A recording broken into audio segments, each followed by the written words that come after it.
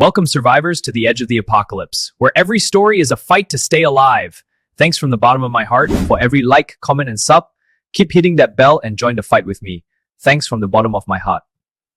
The cold in the morgue doesn't just sit on your skin, it bites. It's a sterile, invasive chill that seeps into your marrow, a constant reminder that you are the only thing in the room with a heartbeat. My shift started like any other Tuesday. The low hum of the industrial refrigeration units and the rhythmic tick of the wall clock were my only companions. I was zipping up a heavy-duty vinyl bag when the first sound broke the silence. It wasn't a scream. It was a wet, heavy thud like a side of beef hitting the floor. I froze, my fingers still gripping the cold plastic tab of the zipper. The sound had come from locker 412. I stood still, my breath misting in the air, listening to the silence reclaim the room. Then it happened again. A metallic bang followed by the unmistakable sound of a latch being forced from the inside. My heart hammered against my ribs like a trapped bird. I told myself it was gas, post-mortem expansion. It happens. But gas doesn't turn handles. I slowly turned, my boots squeaking on the polished linoleum, and watched as the heavy steel door of 412 slowly swung open. A hand, pale and mottled with the purple-gray stains of livor mortis, gripped the edge of the frame. The fingernails were broken, bleeding a dark, viscous fluid that shouldn't have been flowing. I couldn't move. My muscles were lead, my mouth filled with the metallic taste of pure adrenaline. This was Elias Thorne, a 60-year-old man who had died of a massive stroke 3 hours ago. I had checked his vitals myself. I had seen the flatline. But now, Elias Thorne was pulling himself out of the drawer. His movements were wrong, stiff, jerky, and accompanied by the sickening sound of cracking cartilage. He hit the floor with another wet thud and began to crawl toward me. His head was tilted at an impossible angle, his jaw hanging open as if the muscles had been melted away. There was no intelligence in his eyes, only a milky, clouded hunger that seemed to swallow the light. I finally found my voice, but it was only a ragged gasp. I backed away, my hands groping blindly behind me until they struck a tray of surgical instruments. My fingers closed around a heavy bone saw, the cold steel biting into my palm. Elias, or what was left of him, lunged. He moved with a sudden, violent burst of speed, his teeth snapping together with the sound of grinding stones. I swung the saw in a blind panic, the blade catching him across the shoulder, but he didn't even flinch. There was no blood, only a thick black ichor that smelled of ancient rot. I scrambled toward the exit, my vision tunneling as the emergency lights began to flicker. Red, white, red, white. In the strobe-like flashes, I saw the nightmare expanding. Locker 414 was shaking, 416, 418. The entire wall of the dead was coming alive. The morgue was no longer a place of rest. It was a pressurized vessel of horror about to burst. I reached the heavy lead-lined doors and slammed my weight against the security bar, bursting into the hallway. The hospital above should have been a sanctuary, but as I ran for the elevator, I realized the silence wasn't just in the basement. The air was thick with the scent of ozone and something copper-sweet. I hit the call button repeatedly, my eyes darting to the stairwell door. A low, guttural moan echoed from the floor above, followed by the frantic, rapid-fire pop of a security guard's handgun. Then the screaming started, a high, thin sound that cut through the mechanical hum of the building like a razor. The elevator doors finally hissed open, but I didn't get in. Inside, a nurse was pinned to the back wall by 3 of them. They weren't just eating, they were dismantling her with a frenzied, mindless efficiency. I turned and bolted for the stairs, my lungs burning, the sound of my own frantic pulse drowning out everything else. I reached the ground floor lobby and stopped dead. The massive plate glass windows that looked out onto the city were shattered. Outside, the world was a canvas of fire and shadow. Cars were piled up at the intersection, their alarms wailing into the night. Normal people who had been going about their lives minutes ago, were being chased down by shadows that moved with that same jerky, unnatural gait. The sky was a bruised orange, reflected in the blood-slicked pavement. I realized then that the morgue wasn't the source, it was just the beginning. The dead weren't rising because of some localized glitch. They were rising everywhere. I gripped the bone saw tighter, the weight of it the only thing keeping me grounded. I wasn't a hero. I was a night shift attendant in a world that had run out of tomorrows. I watched a young mother trip on the curb, her child snatched from her arms by a thing wearing a delivery driver's uniform. I wanted to scream, to run out there and help, but the logic of the morgue had already taken hold of me. In this new world, the living were just future inventory. I retreated back into the shadows of the hospital corridor, my mind racing. I knew the layout of the basement better than anyone. I knew where the oxygen tanks were kept, where the backup generators hummed, and where the heavy steel doors could be locked from the inside. If the world was going to burn, I would watch it from the one place the dead felt at home.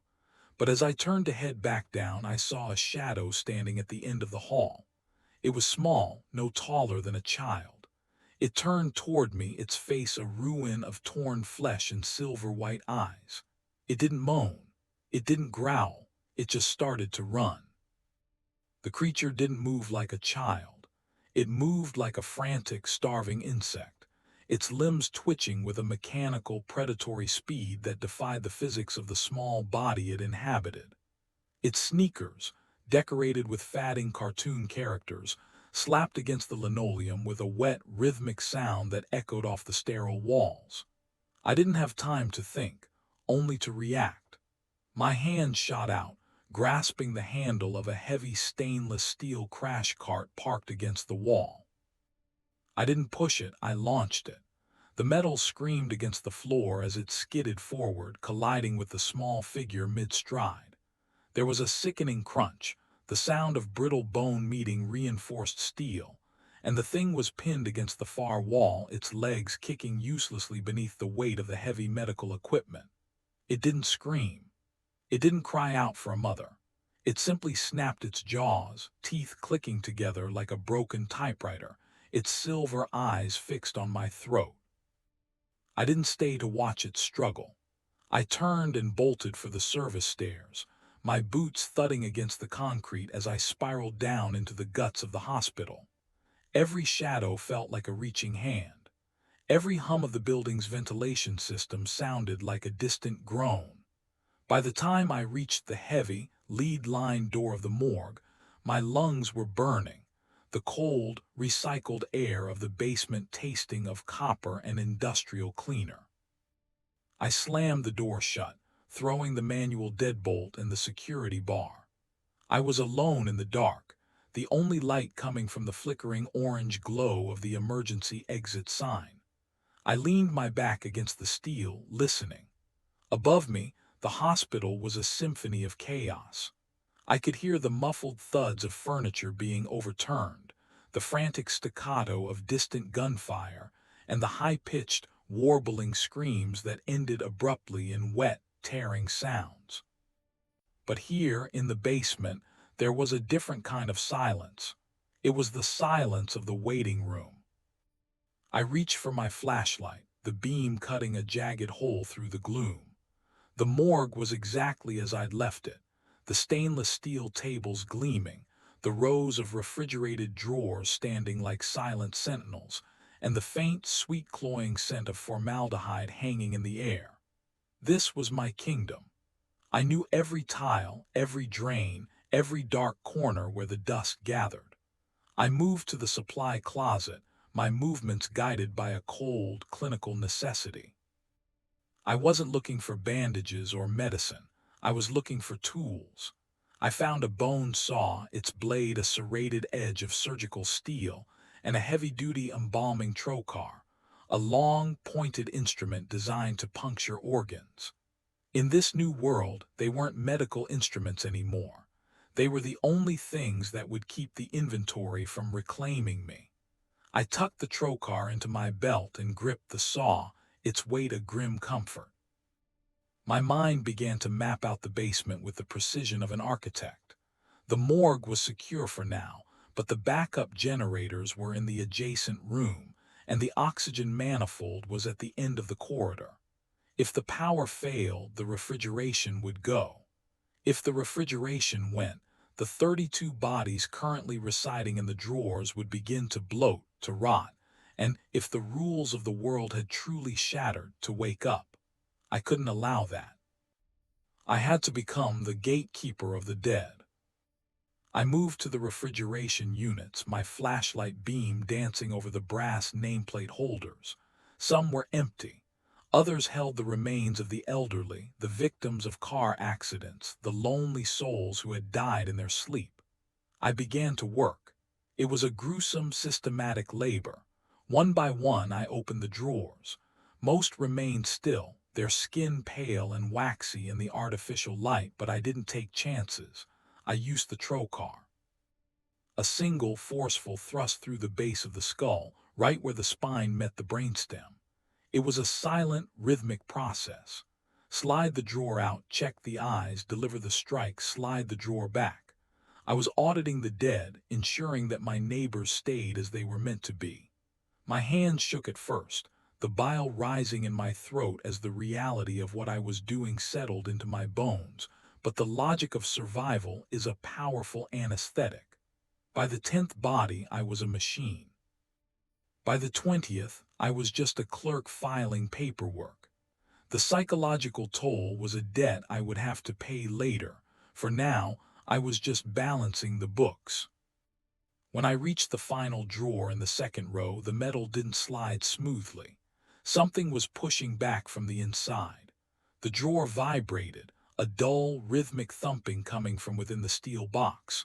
My heart hammered against my ribs, a frantic bird in a cage. I stepped back, leveling the bone saw. The thumping grew louder, more frantic.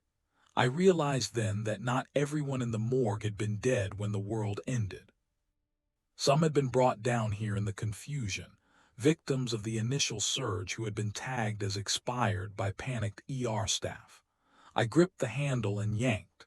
The drawer flew open and a man, mid-40s, wearing a torn hospital gown, lunged upward. He wasn't a zombie, not yet. His eyes were wide, bloodshot, and filled with a terrifying, lucid panic. He tried to speak, but his throat was choked with the gray, viscous fluid of the infection. He reached for me, his fingers trembling, and I saw the bite mark on his shoulder, a jagged purple ruin of flesh. He was turning. I could see the light fading from his pupils, replaced by that horrific silver sheen. I didn't hesitate. I couldn't afford to. I stepped forward and drove the trocar home. He collapsed back into the tray with a heavy sigh, the tension leaving his body as he finally, truly, became inventory. I stood there for a long time, the silence of the morgue pressing in on me like a physical weight. I had just killed a living man or something close to it. The line was blurring. I needed to check the generators. I unlocked the internal door leading to the mechanical room, the air here warmer and smelling of diesel and hot oil. The backup units were humming, their vibration felt through the soles of my boots. I checked the fuel gauges, 3/4 full. It would give me a few days, maybe a week if I rationed the power. I began to kill the non-essential lights, plunging the corridors into a deep, oppressive velvet. I left only the morgue and the prep room powered, creating a small island of light in a sea of darkness. As I moved back toward my desk, a sound caught my ear, a sound that didn't belong in the basement. It was a rhythmic tapping coming from the laundry chute. I approached it slowly, the bone saw held low. The chute was a vertical tunnel that ran the entire height of the hospital, used for dropping soiled linens down to the industrial washers in the basement. Tup, tup, tup. It sounded like a ball bouncing down a flight of stairs. Then, a wet slither. I realized with a jolt of pure, cold electricity that the things upstairs had found a way down. They weren't using the stairs or the elevators. They were falling. I scrambled to the laundry room, my flashlight beam swinging wildly. The heavy canvas bin at the bottom of the chute was overflowing with bloody sheets and gowns.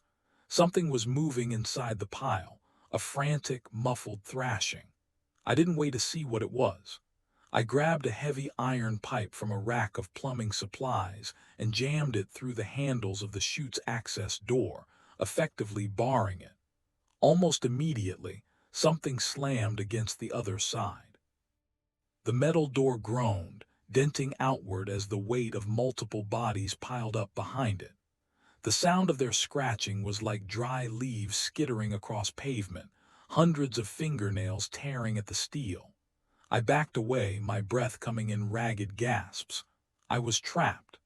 The morgue was a fortress, yes, but a fortress is also a tomb if you can't get out. I retreated to the prep room, the inner sanctum where I spent my shifts.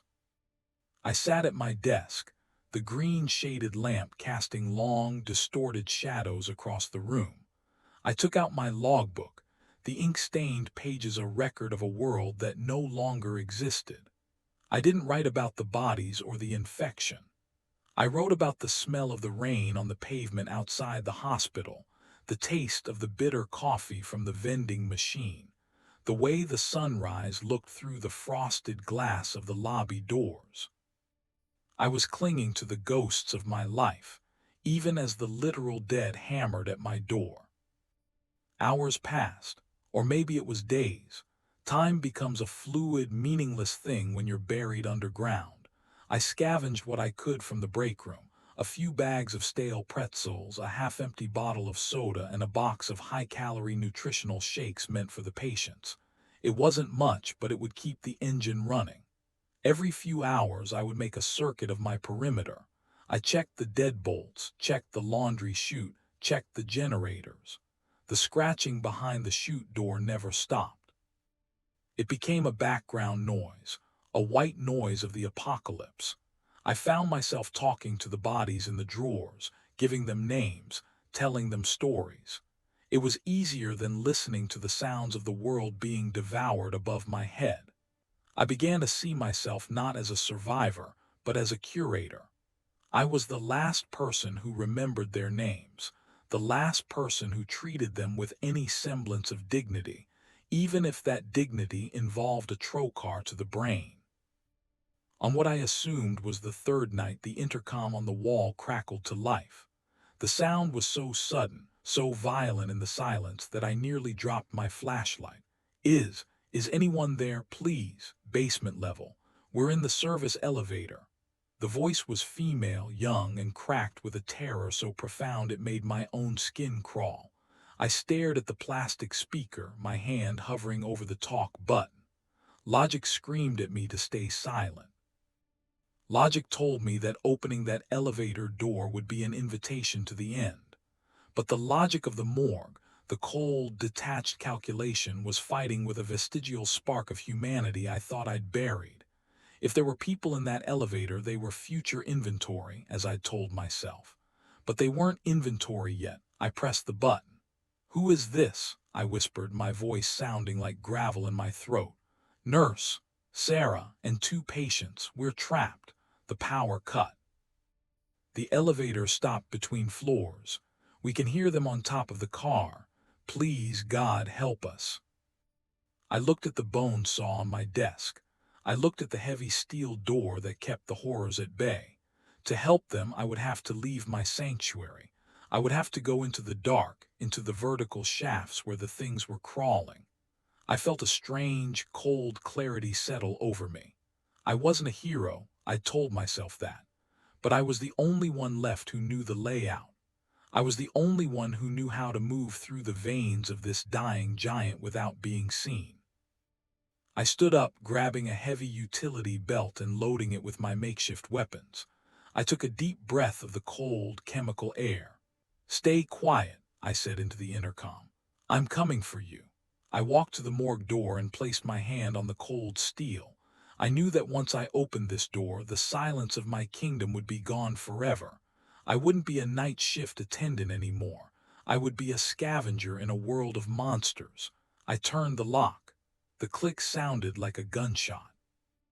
I stepped out into the corridor, the darkness swallowing me whole, and for the first time in my life, I felt truly alive, even as I walked directly into the mouth of death.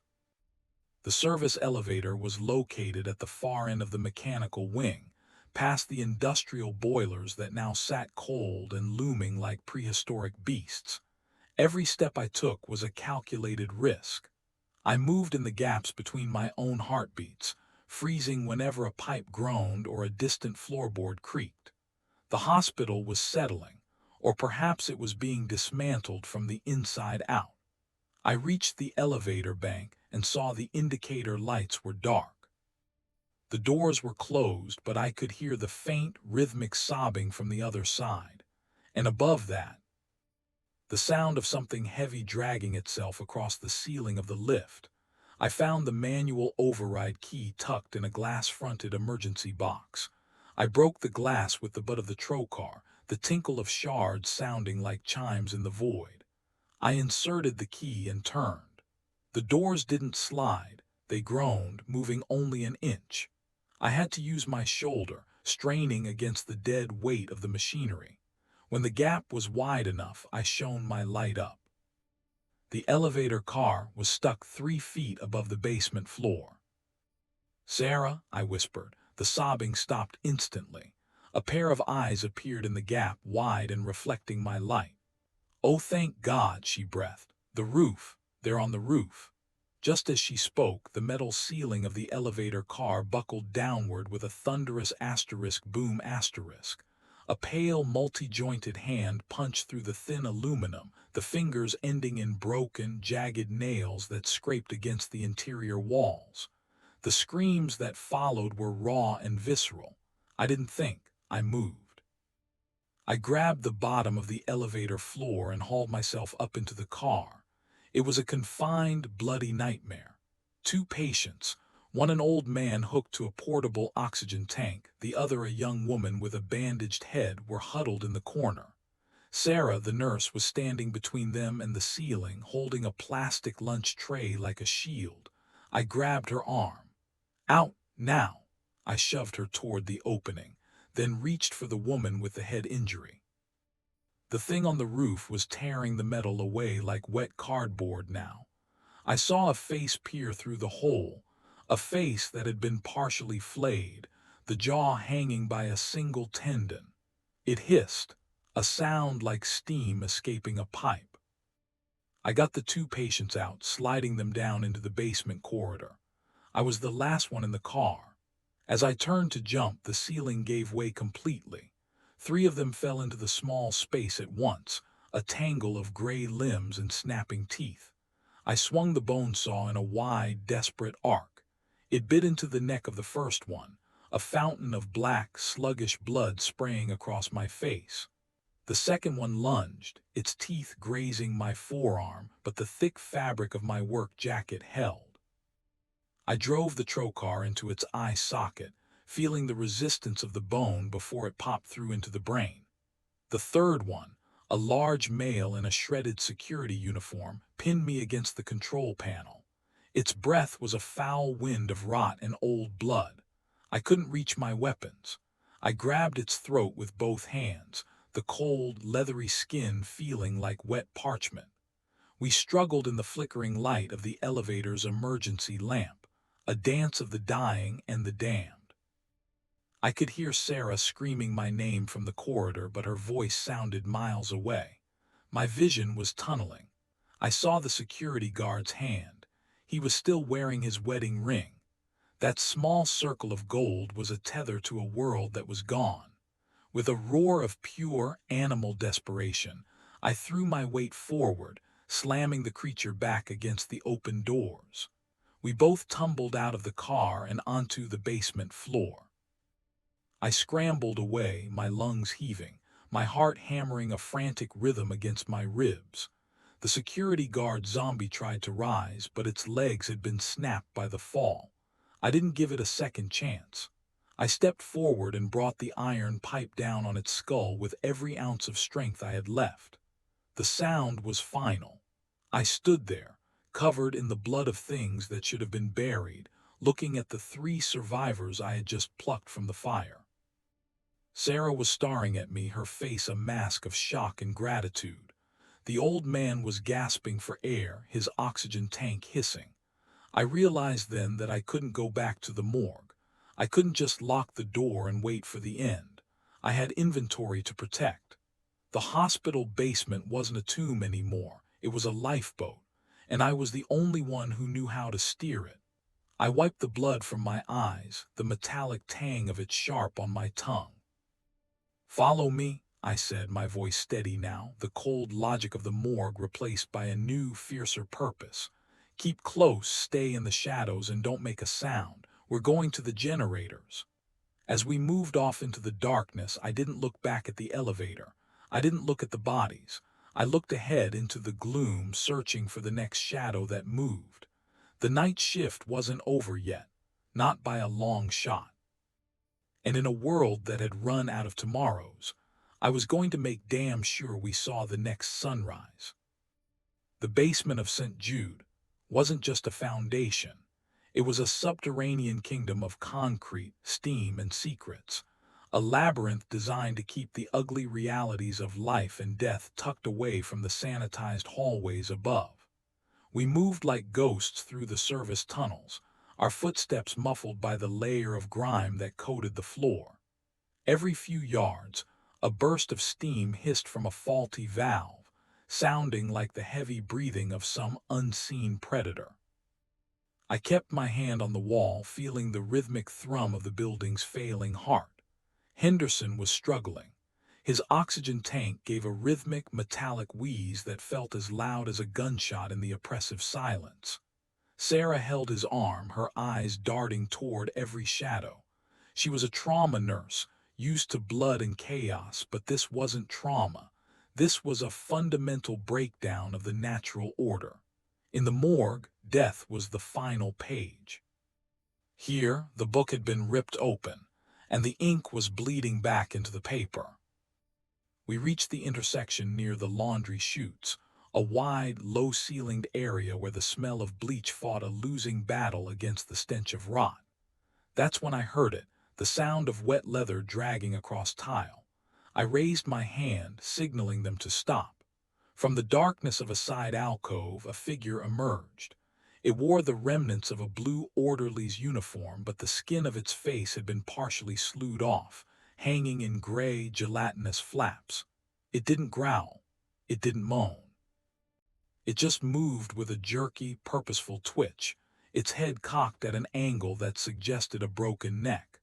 I felt a cold, clinical detachment wash over me. I'd seen this man before, Gary, from the day shift. Now, he was just more inventory that needed to be processed. I didn't have a gun, but I had the heavy, chrome-plated wrench I'd grabbed from the maintenance locker. I stepped forward before Sarah could scream. As Gary lunged, his movements clumsy but surprisingly fast, I stepped inside his reach. I didn't swing for the chest. I knew the anatomy of a skull better than I knew the back of my own hand. The wrench connected with the temporal bone with a sickening, wet crunch. He went down hard, his nervous system short-circuiting as the brain matter was scrambled.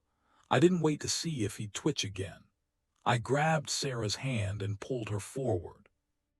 "Don't look," I hissed. "It's just meat now." I knew him, she whispered, her voice trembling. "He's gone, Sarah.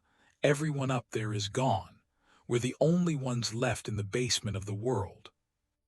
We pushed deeper, bypassing the central elevators, which were now death traps, their shafts echoing with the muffled screams of those trapped between floors.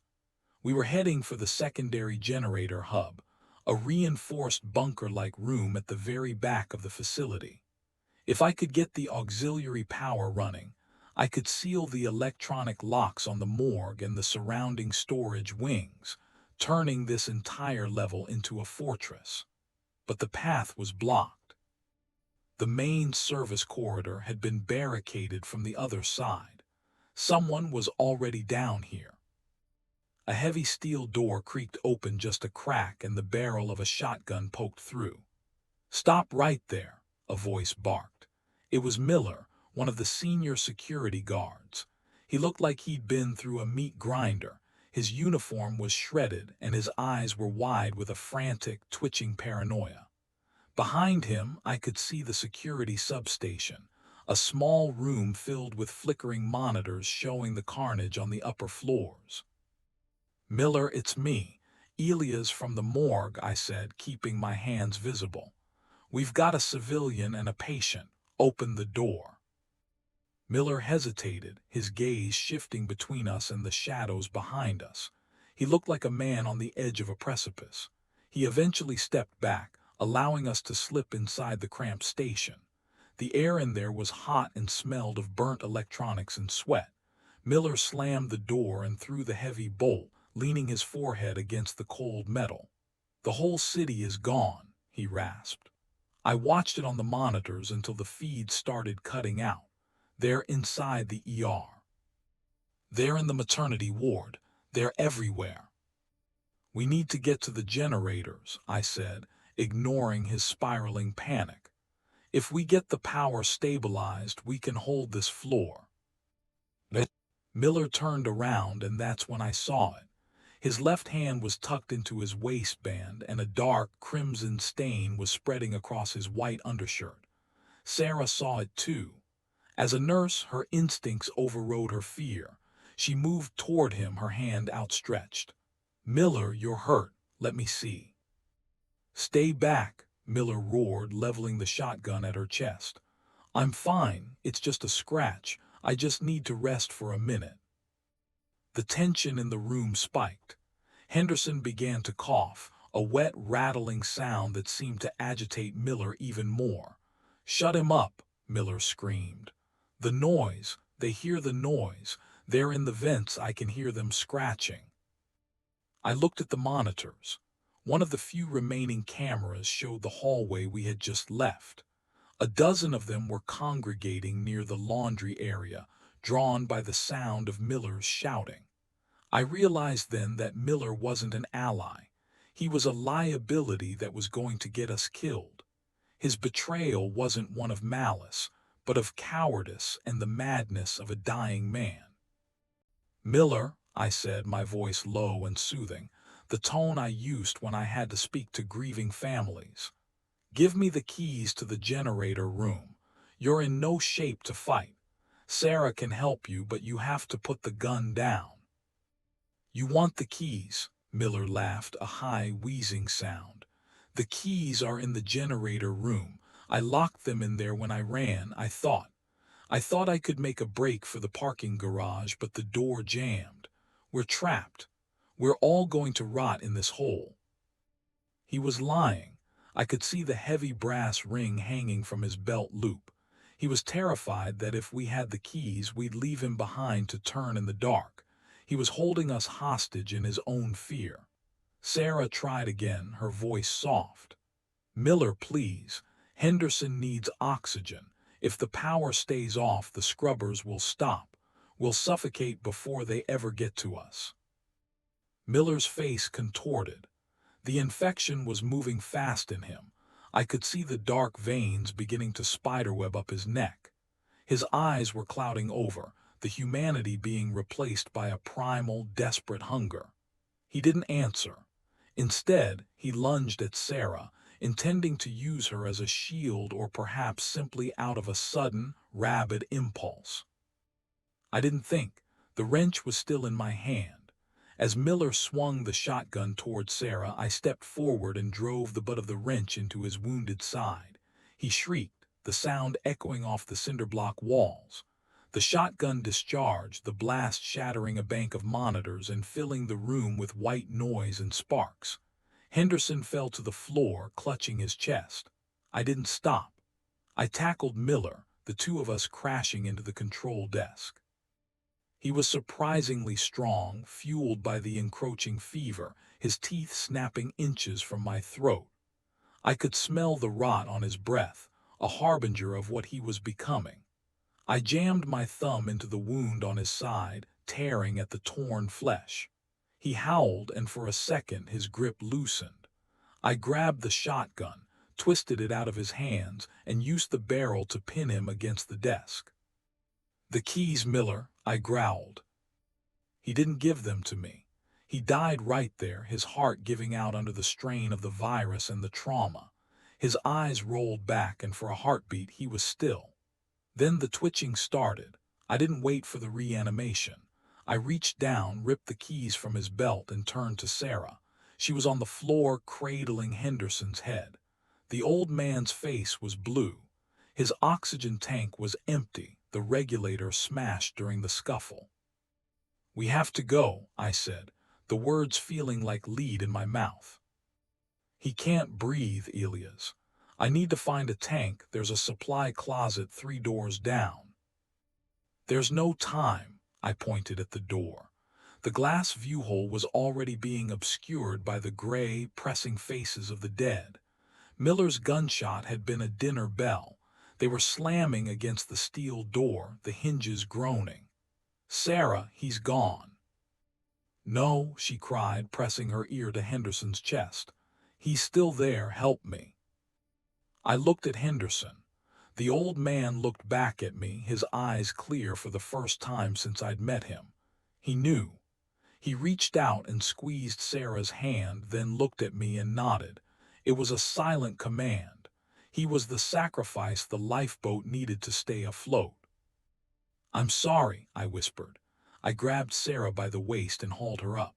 She fought me, screaming, hitting my chest with her fists, but I was a man who moved bodies for a living. I was stronger than I looked. I dragged her toward the rear exit of the substation, the one that led directly into the boiler room. As I kicked the door open, I heard the main entrance give way. The sound of Miller's body being torn apart was a wet, rhythmic tearing, followed by the sound of Henderson's final, rattling breath. I didn't look back. I couldn't. We scrambled through the boiler room, the heat rising until it felt like we were walking into a furnace. The massive industrial heaters were groaning, their safety valves whistling a high-pitched scream. We were in the bowels of the beast now. Sarah was silent, her grief replaced by a cold, hollow shell. I kept the shotgun leveled at the darkness ahead. We reached the generator room, a massive, vaulted chamber filled with the smell of diesel and old grease. The 2 backup generators sat like sleeping giants in the center of the room. I fumbled with the keys, my hands shaking for the first time. I found the right one, shoved it into the heavy padlock, and swung the gate open. "Get inside," I yelled over the roar of the steam. I reached the control panel. It was an old manual system, all levers and heavy-duty switches. I began the startup sequence, the familiar ritual of machinery giving me a momentary sense of control. Prime the fuel, engage the starter, monitor the pressure. The first generator groaned, a deep, guttural sound that vibrated in my teeth. It sputtered, coughed out a cloud of black smoke, and then died. "Come on," I hissed, slamming my hand against the casing. "Not now." I looked toward the entrance. They were coming. A flood of gray figures was pouring through the boiler room, their eyes reflecting the amber glow of the emergency lights. They were hundreds of them, patients in gowns, doctors in torn scrubs, maintenance workers in stained coveralls. The entire hospital was draining into the basement. "Elias," Sarah screamed, pointing at the gate. I turned back to the panel. I bypassed the safety protocols, a move that would likely burn out the system within hours but would give us power now. I pulled the final lever. For a second, nothing happened. Then the world exploded into motion. The generators roared to life, a deafening, rhythmic thunder that shook the very floor. The lights overhead flickered, then stabilized into a harsh, clinical white.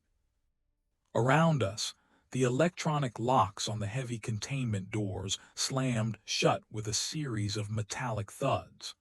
The roar of the dead was muffled as the heavy steel barriers dropped into place. We were safe for now. I slumped against the generator, the heat of the engine seeping into my back.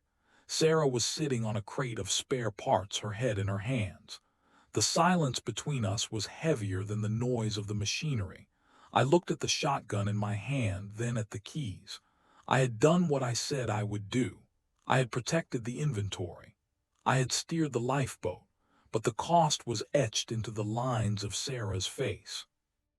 I walked over to the monitoring station in the corner of the room.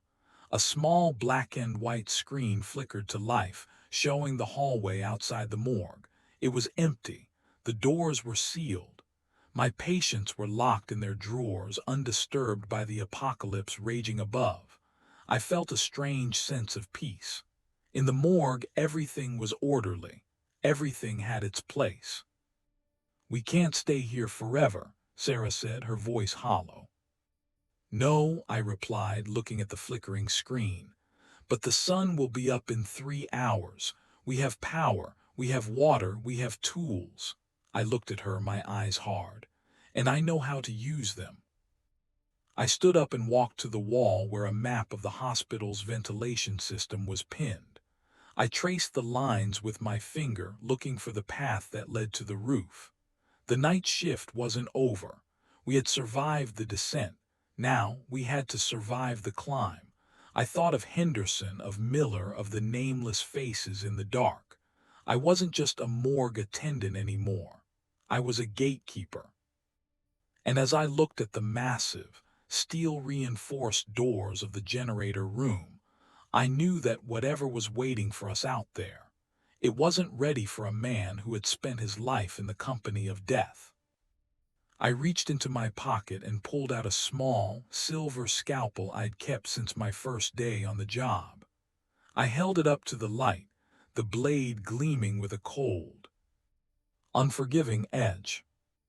"Get some rest, Sarah," I said, my voice as steady as the humming engines. "We leave at dawn, and God help anything that gets in our way." I turned back to the monitors, watching the shadows dance in the flickering light of the hallway. The hospital was a tomb, but we were the ones who held the keys. And in the heart of the darkness, the power hummed on, a steady, defiant heartbeat in a world that had forgotten how to live. I sat down in the chair, the shotgun across my lap, and began to wait. The silence was long, the night was cold, but for the first time in my life, I wasn't afraid of the dead. I was the only thing they had left to fear. The inventory was accounted for. The logs were signed. Now it was just a matter of seeing who was left to collect the remains. I closed my eyes for a second, listening to the roar of the generators, the sound of survival, and waited for the first gray light of a morning that might never come. But as the minutes ticked by, I realized I didn't need the sun. I had the fire of the engines, the weight of the steel, and the cold, sharp clarity of a man who had nothing left to lose but his own ghost. I was Elias, the night shift morgue attendant, and I was still on the clock. The hum of the generators was the only thing keeping the world from collapsing into total, crushing silence. It was a rhythmic, mechanical pulse that I felt in the soles of my boots, a vibration that whispered of civilization's last, desperate stand. I didn't look at the door to the hallway anymore. My eyes were fixed on the stainless steel wall of the refrigeration units. The inventory. The heavy brass handles began to rattle, a discordant clatter against the steady drone of the engines. It started with drawer 402, a car accident victim, a man whose face I had painstakingly reconstructed only hours before. Now he was unmaking my work, his frantic, mindless strength bucking against the latch. I stood up, the chair scraping across the linoleum like a scream. My hands were steady as I checked the safety on the Remington. This was the part they didn't tell you about in the training manuals. The dead don't just rest. Sometimes they refuse the invitation. I walked toward the rattling steel, my shadow stretching long and distorted under the flickering fluorescent tubes. I wasn't an executioner. I was a janitor of the soul, a man whose entire existence was dedicated to the orderly transition from is to was. And if these things wanted to linger in the doorway, I was the one who had to shove them through. The first one out was 402. The latch gave way with a metallic snap, and the tray slid forward with a heavy, wet sound. He didn't look like a man anymore. He looked like a puppet with its strings tangled. He rolled off the tray, hitting the floor with a thud that felt more like a bag of wet sand than a human body. He scrambled, his fingers clawing at the tile, leaving dark, oily streaks behind. I didn't hesitate. I couldn't afford the luxury of grief or even the indulgence of horror. I brought the stock of the shotgun to my shoulder, the cold wood pressing against my cheek, and I pulled the trigger. The roar in the confined space of the morgue was deafening, a physical blow that rattled my teeth and momentarily silenced the generators. The man who was 402 ceased his struggle, his movement ending with the finality of a closed ledger. I didn't stop to watch the smoke curl from the barrel. There were others. 115, 208, 331. The wall was alive with the sound of them, a frantic scratching hunger that vibrated through the metal. I worked my way down the line, a systematic harvest of the already fallen. Each shot was a period at the end of a sentence that had gone on far too long. I wasn't Elias the man in those moments. I was Elias the function, a biological extension of the hospital's morgue, completing the paperwork of the apocalypse with lead and fire. By the time the refrigeration wall went silent, the air was thick with the acrid scent of cordite and the copper tang of blood. I stood in the center of the room, my breath coming in ragged, white plumes in the sub-zero air.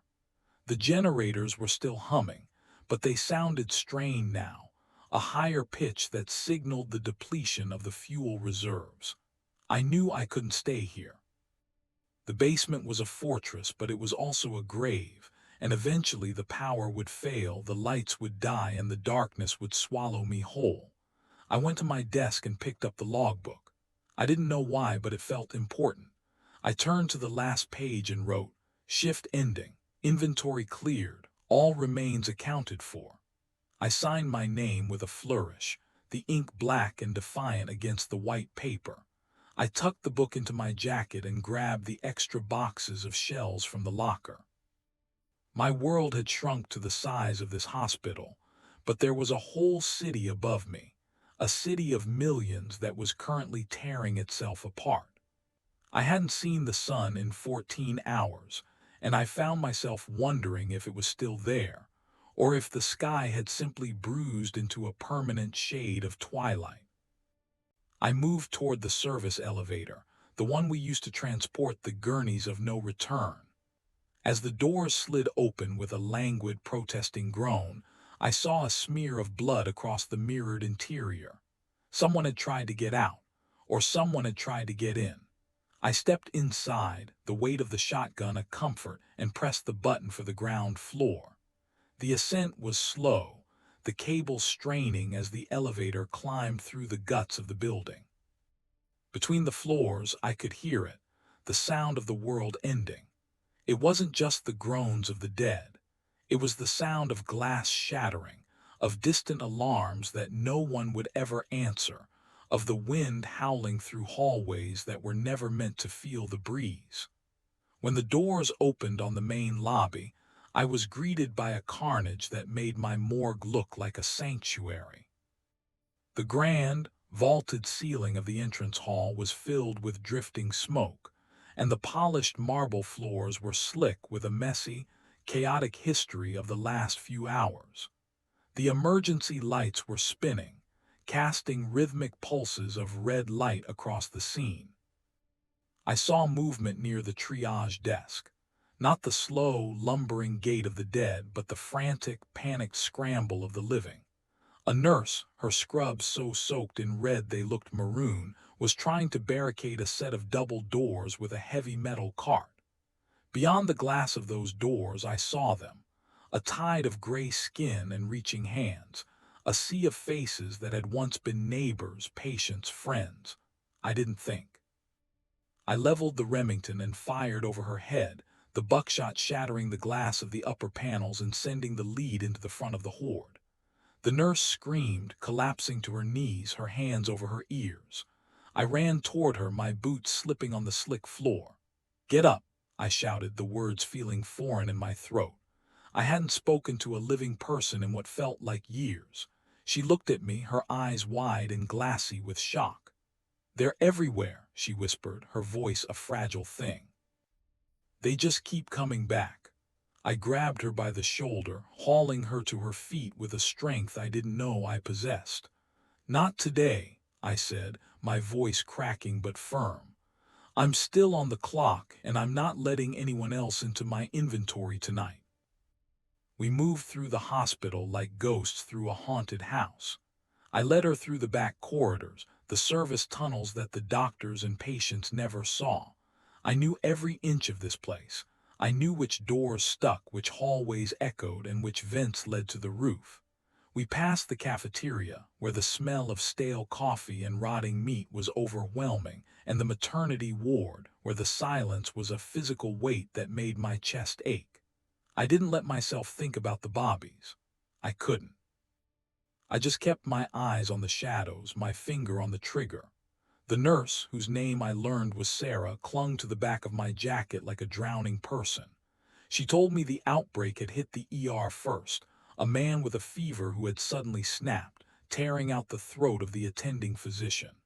Then it was a cascade, a domino effect of blood and teeth. The hospital, a place of healing, had become a slaughterhouse in the span of 30 minutes. I listened, but I didn't respond. I didn't need to know the how anymore. The how was for the scientists and the historians. I was the one dealing with the is. As we reached the stairwell that led to the roof, the sound of the horde intensified. They had found the stairwell. I could hear the rhythmic thud of bodies against the heavy fire doors below us, the sound of 1,000 fists demanding entry. "We have to go," I urged, pushing Sarah toward the stairs. We climbed, flight after flight, the air getting thinner and colder as we ascended. My lungs burned and the weight of the shotgun began to feel like a mountain, but I didn't slow down. I was the night shift attendant. I was the one who worked when the rest of the world slept. I was used to the long haul. When we finally burst onto the roof, the cold morning air hit me like a slap. I gasped, my eyes watering as I looked out over the city. It was a landscape of fire. Plumes of black smoke rose from the downtown district, and the horizon was a jagged line of orange and gold. The morning that might never come was here, but it wasn't the dawn of a new day. It was the funeral pyre of the old one. A helicopter hummed in the distance, a tiny black speck against the bruised sky. I watched it for a moment, wondering if it was a rescue or a retreat. It didn't matter. We weren't going to get to it. I looked at Sarah, who was slumped against the brickwork of the elevator housing, her face pale and streaked with soot. "We're not going to make it, are we?" she asked, her voice small and devoid of hope. I looked at the door we had just come through. The metal was already beginning to bulge as the weight of the dead pressed against it from the other side. I looked at my shotgun. 2 shells left. Not enough for a war, but enough for a final statement. I walked over to the edge of the roof and looked down at the parking lot. Thousands of them were circling the building, a slow, swirling vortex of the damned. They were waiting for us. They were waiting for the lights to go out. I felt a strange sense of peace then. I had done my job. I had accounted for the inventory. I had protected the living as long as I could. I reached into my pocket and pulled out the logbook. I looked at my signature, the ink now dry and permanent. I tore the page out and let the wind take it. It fluttered away, a white bird in a sky of ash, dancing over the heads of the monsters below. I turned to Sarah and held out my hand. She took it, her fingers trembling but her grip firm. "My name is Elias," I said, the name feeling like a revelation. "I was a morgue attendant." She looked at me, a flicker of something, not quite hope, but perhaps a recognition of shared humanity appearing in her eyes. "I'm Sarah," she said. "I'm a pediatric nurse." We stood there on the edge of the world, a man who dealt with death and a woman who dealt with life, while the door behind us began to groan under the pressure. The hinges screamed, a high-pitched metallic wail that signaled the end. I raised the shotgun one last time, aiming not at the door but at the sky. I fired. The flash was brilliant, a momentary star in the gray morning. I fired the second shell immediately after. Two reports that echoed off the surrounding buildings, a final, defiant signal to whatever God was left watching. I dropped the gun. It didn't matter anymore. The door gave way, and the first of them stumbled out into the light, their eyes cloudy and their mouths agape. I stepped in front of Sarah, shielding her. I wasn't afraid. I had spent my life in the company of the dead, and I knew their secrets. They were nothing but empty vessels, shells of people who had once loved and laughed and suffered. They were the inventory of a world that was closing its doors. But as the first one reached for me, I didn't see a monster. I saw a man who had once been a father, a husband, a son. I saw the humanity that had been stripped away, and I felt a profound, overwhelming pity. I didn't fight them this time. I didn't run. I stood my ground, a sentinel at the gates of the end. I reached out and touched the cold, gray skin of the first creature that reached me, my hand resting on its shoulder in a gesture of comfort. It paused, a flicker of confusion crossing its ruined face. For one heartbeat, one beautiful, impossible second, the hunger seemed to vanish, replaced by a lingering echo of who he had been. Then the moment passed. The tide surged forward. But in that final instant, as the world faded to white, I realized that I wasn't just the man who held the keys to the morgue. I was the witness. I was the one who saw them when they were forgotten. I was the one who stayed when everyone else fled. The light of the sun finally broke over the horizon, a brilliant, blinding gold that washed over the roof, the city, and the sea of the dead. It was a beautiful morning. The air was cold, the fire was bright, and the silence was finally, mercifully complete. I closed my eyes and let the warmth of the sun and the cold of the shadows merge into one. My shift was over. The logs were signed. The inventory was accounted for. And as I felt the world slip away, I knew that I had done my duty. I was Elias, the night shift morgue attendant, and for the first time in my life I was finally going home. The generators gave one last, shuddering gasp and died, the hum fading into the wind. The darkness was gone. There was only the light and the quiet and the long, peaceful rest that I had guarded for so many others. I was off the clock and the morning had finally come.